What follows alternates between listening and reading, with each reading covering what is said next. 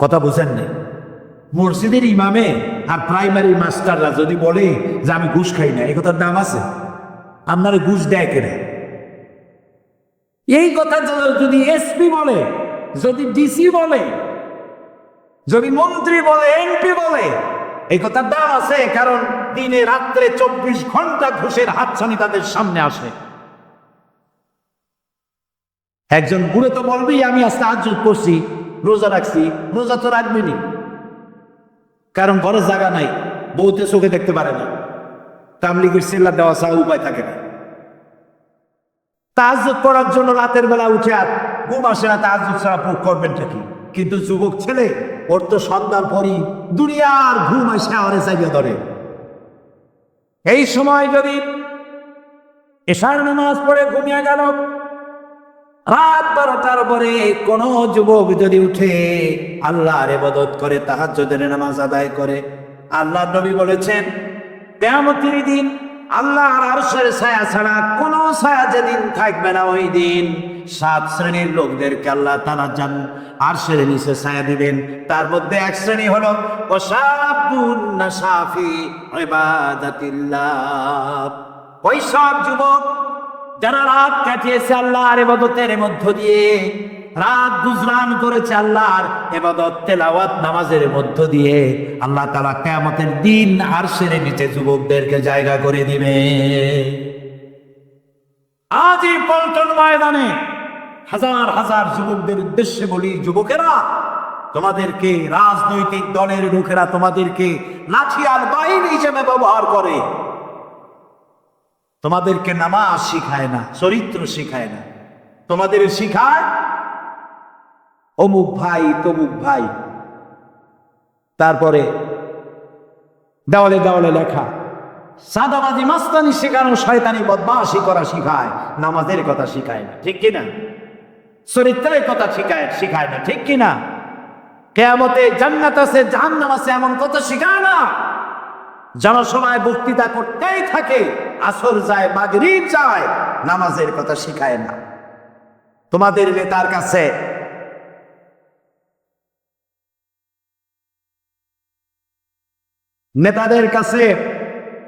নেতাদের কাছে এই প্রশ্ন করা উচিত, নেতাদের কাছে এই প্রশ্ন করা উচিত, তোমার বাপের নামে দাদার নামে রাজনীতির নামে হাজারের স্লোগান আমাদের দিয়ে দাও, কিন্তু এই বিশাল আকাশটার মালিক, আমার জীবনের মালিক আল্লাহর নামে স্লোগান দিতে পারি না কেন?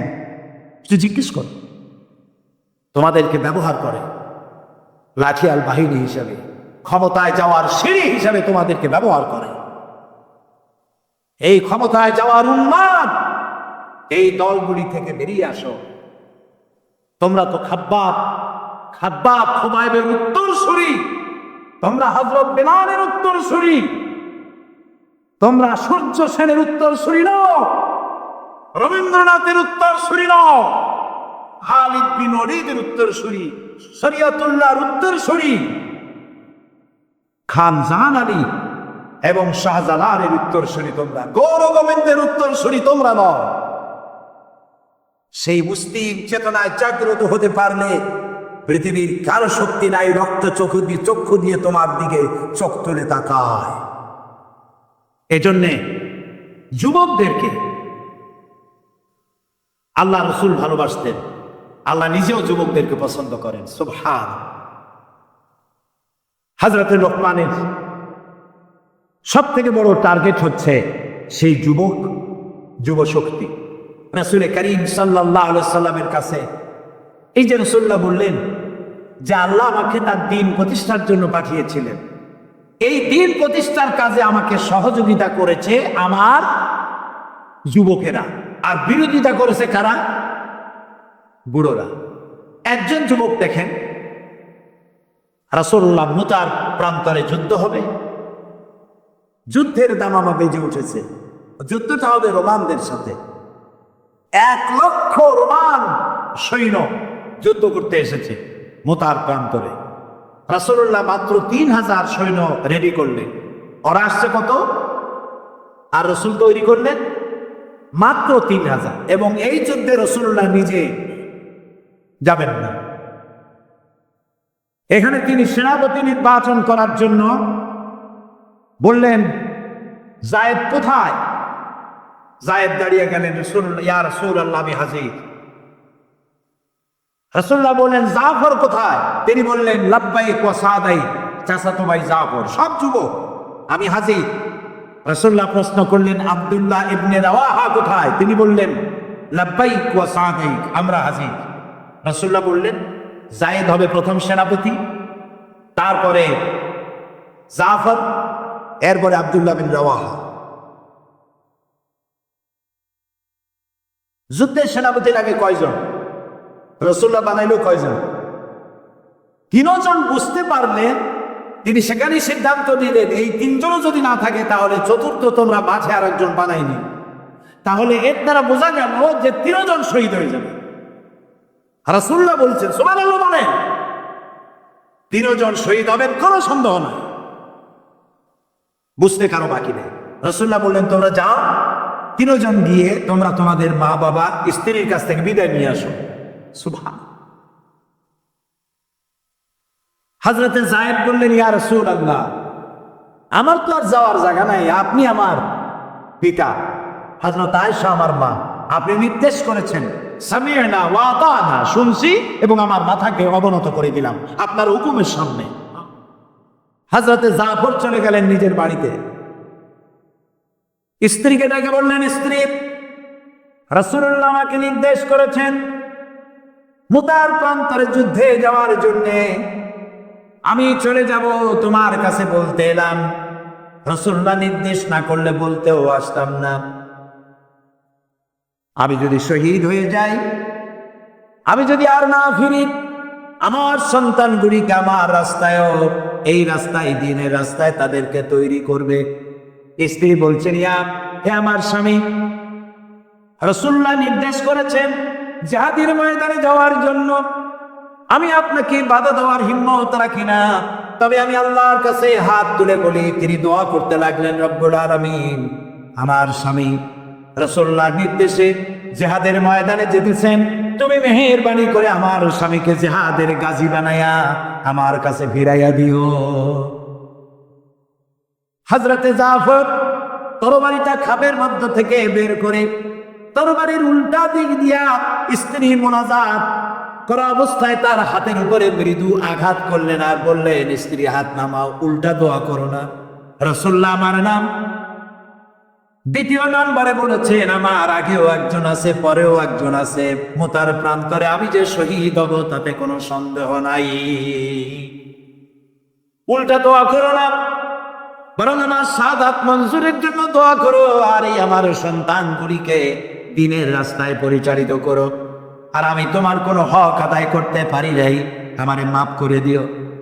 হযরতে জাফর সালাম দিয়ে চললেন, পিছনে স্ত্রী কাঁচা কবুতরের মতো ছটফট করছে, আর ছোট ছোট বাচ্চারা পিছনে দৌড়াচ্ছে, আব্বা আব্বা বলে কাঁদতেছে। হযরতে জাফর পিছনের দিকে একবার ফিরে তাকায়, দেখলেন না কে কান্দে, কে দৌড়ায়। যুবক আব্দুল্লাহ বিন রাওয়াহা,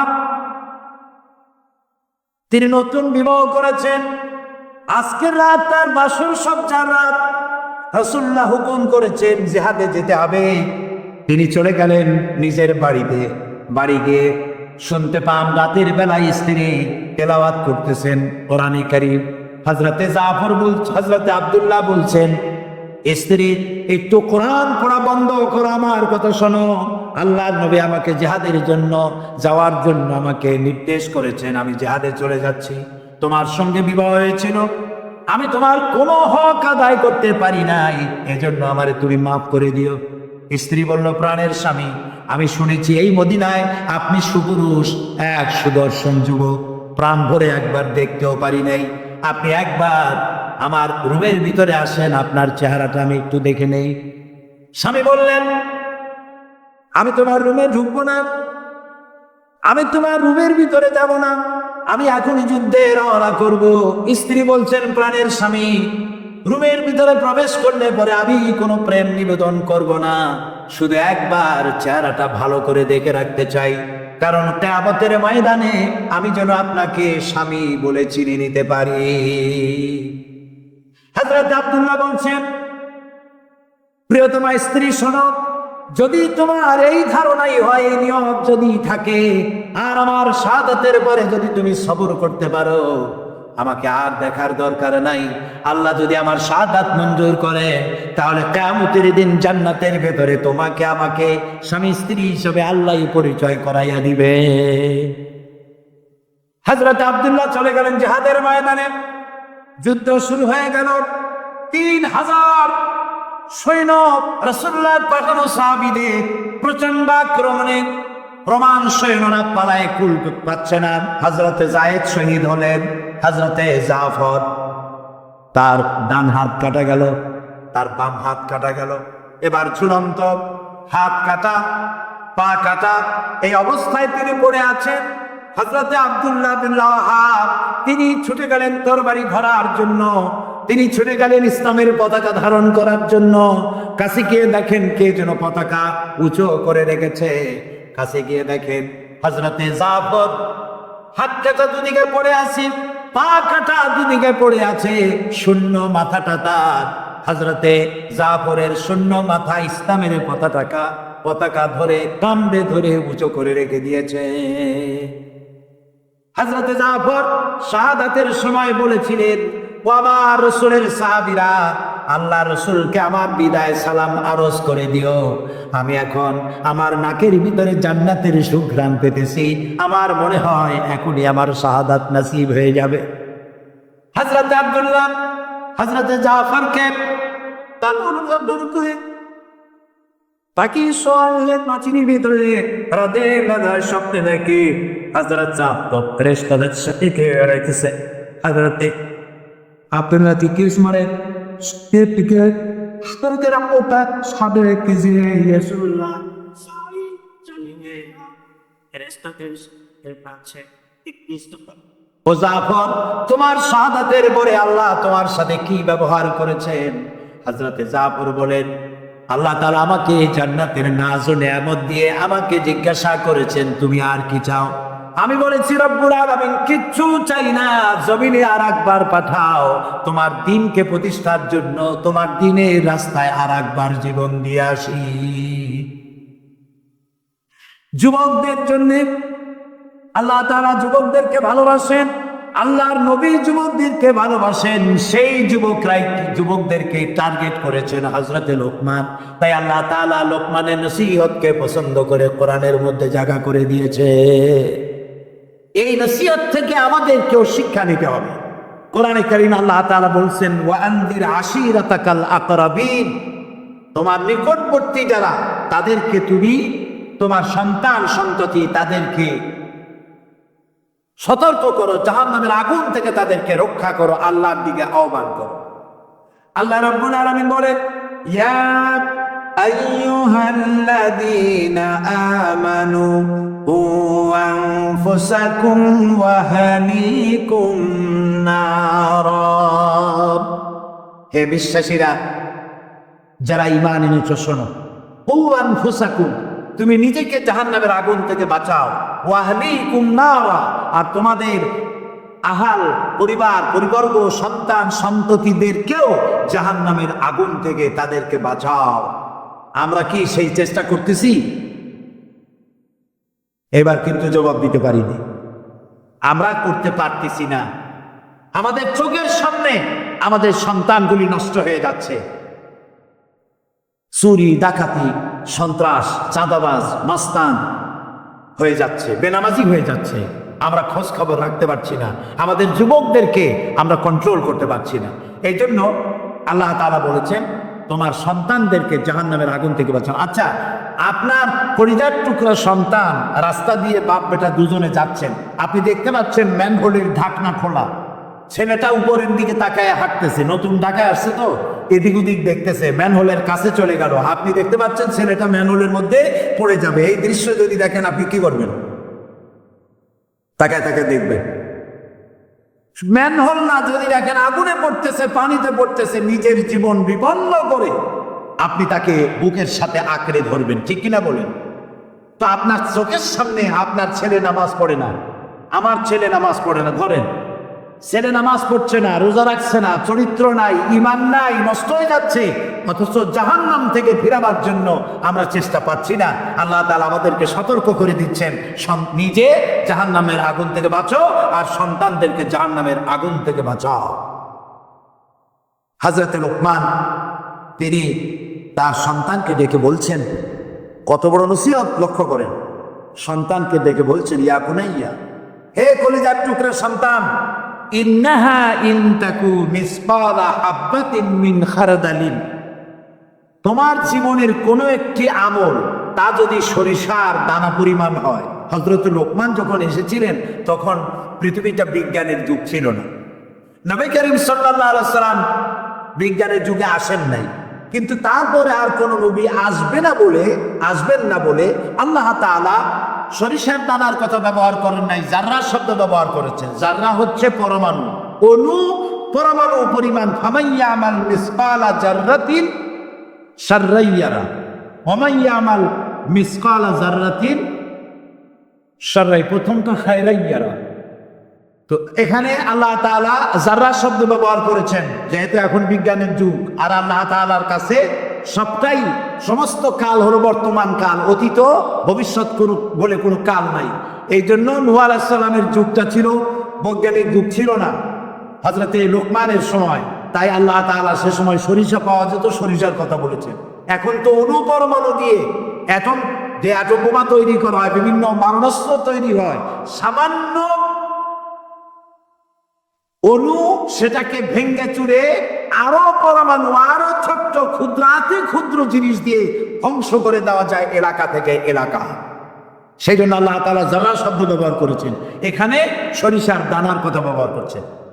আল্লাহ তাআলা বলেন, হযরত লোকমান বলছেন, আমার প্রিয় সন্তান, যদি তোমার কোন সরিষা পরিমাণ আমলও যদি পাথরের ভিতরে কোথাও লুকিয়ে থাকে, মহাশূন্যে যদি হারিয়ে যায়, মরুভূমির ভিতরে যদি হারিয়ে যায়, আকাশ এবং পৃথিবীতে কোথাও যদি তা লুকিয়ে থাকে, অবশ্যই আল্লাহ রাব্বুল আলামিন কিয়ামতের দিন তা উপস্থিত করবেন।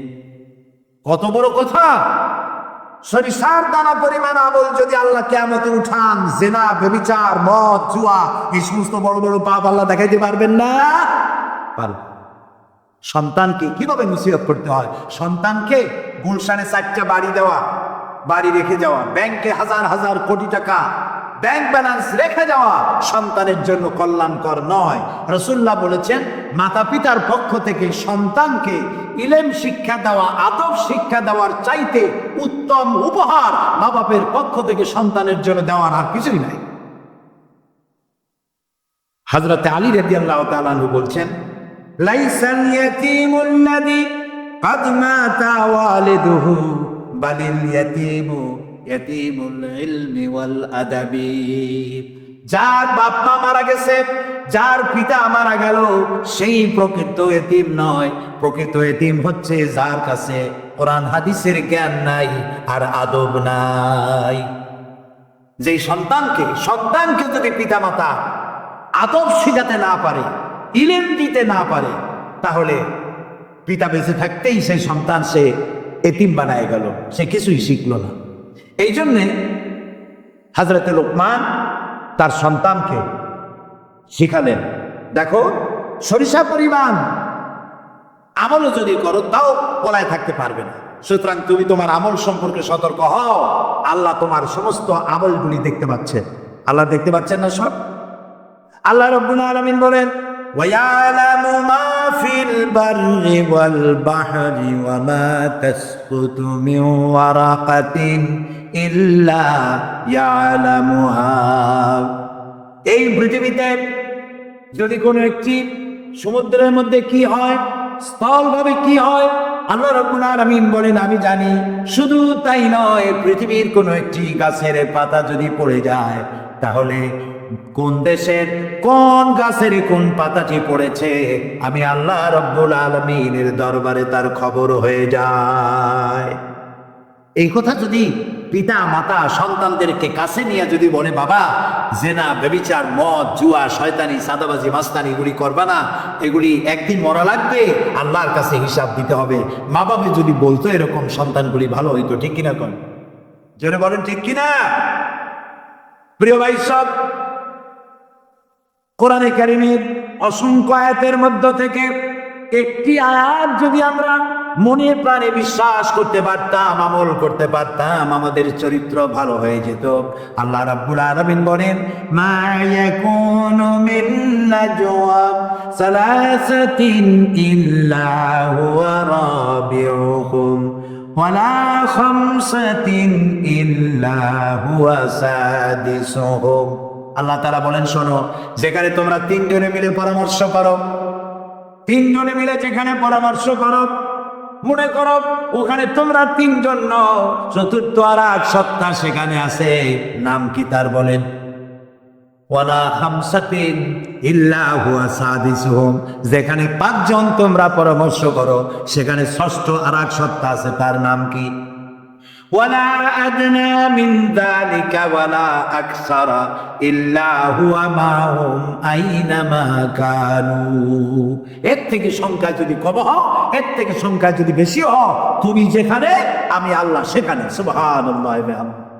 প্রিয় ভাই সব, এই যত বোমাবাজি হয়, গ্রেনেড বাজি হয়, কোনো না কোনো জায়গায় পরামর্শ হয় না? হয় না? পরামর্শ হয়। শেখ বেলাল উদ্দিন খুলনা দৈনিক সংগ্রামের প্রতিনিধি ছিলেন। আজকের পত্রিকা দেখতে পেলাম তাকে হত্যা করার জন্য পরামর্শ হয়েছিল এবং সেখানে খুনিকে 1.5 লক্ষ টাকা পুরস্কার দিয়ে 20,000 টাকা অগ্রিম করা হয়েছিল। এরকম একজন ভালো সাংবাদিককে হত্যা করার জন্য পরামর্শ করা হলো। বেলালের নাম যখন মনে আসলো, দোয়া করি আল্লাহ তাআলা বেলালকে, হযরতে বেলাল রাদিয়াল্লাহু তাআলা আনহুর সঙ্গী করে জান্নাতের মধ্যে জায়গা করে দিও। যেখানে বসে পরামর্শটা করা হলো, কিবরিয়া একজন অর্থনীতিবিদ, দেশের একজন গুণী ব্যক্তি, তাকে হত্যা করার জন্য যেখানে পরামর্শ হয়েছিল, 21শে অগস্ট গ্রেনেড হামলা করার জন্য যেখানে পরামর্শ করা হয়েছিল, সেখানে 3 জন হোক 5 জন হোক, যারাই পরামর্শ করেছিল, তাদের যদি জানা থাকতো যে আল্লাহ রাব্বুল আলামিন এই অনুষ্ঠানে তিনি দেখতে পাচ্ছেন এবং শুনতে পাচ্ছেন, তাহলে এত বড় মারাত্মক পশুর কাজ তারা করতে পারত।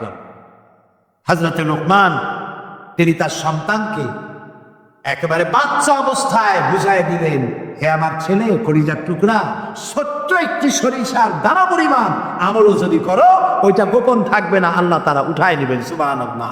তুমি দেখতে পাবে সে আমল। প্রিয় উপস্থিতি, যুবকদের বলি, তরুণদের বলি, তরুণী আজকে আমাদের টার্গেট। তরুণরা আসো ইসলামের দিকে। তোমাদেরকে যারা লাঠিয়াল বাহিনী হিসেবে ব্যবহার করে, এদের মুখে জুতো নিক্ষেপ করে বেরিয়ে আসো, রাসূলের কাতারে শামিল হয়ে যাও। যে পথে যাচ্ছ জাহান্নামের পথ, আমরা ডাকি তোমাদেরকে জান্নাতের দিকে। সুবহানাল্লাহ। প্রিয় ভাই সব, আমি আপনাদের খেদমতে আরজ করব, হযরতে লোকমানের এই 3য় নসিহতের শেষ অংশটি করি আমরা আপনাদের সামনে যে কথা বলতে চাই, তা হলো হযরতে লোকমান বলছেন, ওয়া'মুরু বিল মারুফি ওয়ানহা আনিল মুনকার। ভালো কাজের আদেশ দাও, অন্যায় কাজ থেকে মানুষকে বিরত রাখো। সুবহানাল্লাহ বলেন, সবাই বলেন সুবহানাল্লাহ। ভালো কাজের আদেশ দাও। ভালো কাজের আদেশ দেওয়া। আজকে হলো মুহররম মাস, আজকে কি আর মাত্র একদিন পরে আশুরা হবে। হযরত ইমাম হোসেন এবং তার সাথী সঙ্গী শাহাদায়ে কারবালার জন্য আমরা দোয়া করব। আমরা আমাদের মা বাবার জন্য দোয়া করব। এটা দোয়া কবুলের আজকের শুক্রবার ছিল। সুবহানাল্লাহ। প্রিয় ভাই সব, এত বড় বিশাল মাহফিল, জীবনে আরেকটা পাবো, কোনো নিশ্চয়তা আছে কি?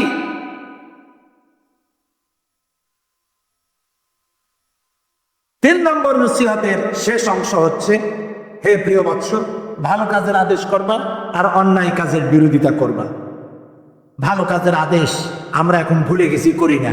অন্যায় কাজ থেকেও মানুষকে ফিরায় রাখি না। অন্যায় চোখের সামনে হয়, তাও আমরা প্রতিবাদ করি না। এই প্রতিবাদী কণ্ঠ হতে হবে আমাদের। রাসূলুল্লাহ বলেছেন, মান রাআ মিনকুম মুনকারান ফালিয়ুগাইয়িরহু বিয়াদিহি ফাইন লাম ইস্তাতি ফাবিলিসানি ফাইন লাম ইস্তাতি ফাবিকলবি ওয়া যালিকা আদআফুল ঈমান। আমাদের কার কতটা ঈমান আছে তা পরিমাপ করার একটা থার্মোমিটার আছে। আপনারা জানেন জ্বর মাপে যে যন্ত্র দিয়া, সেটাকে কি বলা হয়? থার্মোমিটার। দুধ মাপে, অর্থাৎ দুধের মধ্যে পানি না পিওর দুধ তা মাপার জন্য একটা যন্ত্র আছে না, ওইটারে কি বলে? ল্যাক্টোমিটার। এরপরে আবহাওয়া পরিমাপ করার জন্য, বৃষ্টি হবে কি হবে না ইত্যাদি পরিমাপের জন্য একটা যন্ত্র আছে, সেটার নাম কি? ব্যারোমিটার। প্রত্যেকটা জিনিস মাপার এরকম যন্ত্র আছে। ঈমান মাপারও একটা হাদিস আছে। সুবহানাল্লাহ। ঈমানটা ফার্স্ট ক্লাস, সেকেন্ড ক্লাস আর থার্ড ক্লাস, এটা মাপার একটা হাদিস আছে। সেই হাদিসটা আমি পড়ে ফেলেছি আগেই। রাসূলুল্লাহ বলছেন, তোমাদের মধ্যে যদি কেউ শরীয়ত বিরোধী কাজ কেউ দেখতে পাও, দুই হাতে বাধা দাও। কি দিয়ে বাধা দাও? বলেন জোরে। শক্তি প্রয়োগ করে বাধা দাও। ফাইন লাম ইয়াস্তাতি, যদি তুমি তা না পারো তাহলে মুখ দিয়ে বাধা দাও। ফাইন লাম ইয়াস্তাতি, যদি তাও না পারো অন্তরে অন্তরে ঘৃণা করো। তবে অন্তরে অন্তরে ঘৃণা করে চুপ করে বসে থাকলে হবে না, মনে মনে ঘৃণা করে হোমওয়ার্ক করতে হবে। মনের মধ্যে এই চিন্তা রাখতে হবে যে এই অন্যায় কাজকে নির্মূল করার জন্য কি করা যায়, সে সম্পর্কে পরিকল্পনা নিতে হবে। আর এটা হলো যালিকা আদআফুল ঈমান, আর এটা হলো ঈমানের একদম থার্ড ক্লাস, তৃতীয় পর্যায়। এরপরে ঈমানের আর কোনো অংশ নাই। হযরত লুকমান বলছেন, ওয়াসবির আলা মা আসাবাক, এরপরে তুমি সবর ইখতিয়ার করবে। সবর, ধৈর্য। ভালো কাজের আদেশ, অন্যায় কাজের নিষেধ, এর মধ্যে সবরের কথা আসলো কেন? সবরের কথা আসলো এই জন্য যে আপনি যখনই মানুষের ভালো কথা বলবেন তখনই আপনার মানুষে গালি দেবে, মন্দ কথা বলবে। ইসলামের দাওয়াত দিবেন, বলবে যে মৌলবাদী। ঠিক কিনা? এখন তো কিছু দল আছে আমাদের দেশে, মৌলবাদ আর সাম্প্রদায়িক ছাড়া কিছু চোখেই দেখে না, খালি কয় মৌলবাদ মৌলবাদ মৌলবাদ মৌলবাদ। সাম্প্রদায়িক কি? সাম্প্রদায়িক হয়েছে? মৌলবাদ কি হয়েছে? ইসলাম পালন করলে, নামাজ রোজা করলে যদি মৌলবাদ হয়, তাহলে যারা গালি দেয় ওরা যদি নামাজ পড়ে তো ওরাও তো মৌলবাদী। সাম্প্রদায়িক কি হয়েছে? কেন সাম্প্রদায়িক করেন? বাংলাদেশে কি সাম্প্রদায়িকতা বলতে কিছু আছে? এই দেশেও যদি বলে সাম্প্রদায়িক সম্প্রীতি নাই, তাহলে সাম্প্রদায়িক সম্প্রীতি আছে কোন দেশে? ওই দেশের নামটা আমরা শুনতে চাই। বাংলাদেশ পৃথিবীর অন্যতম শ্রেষ্ঠ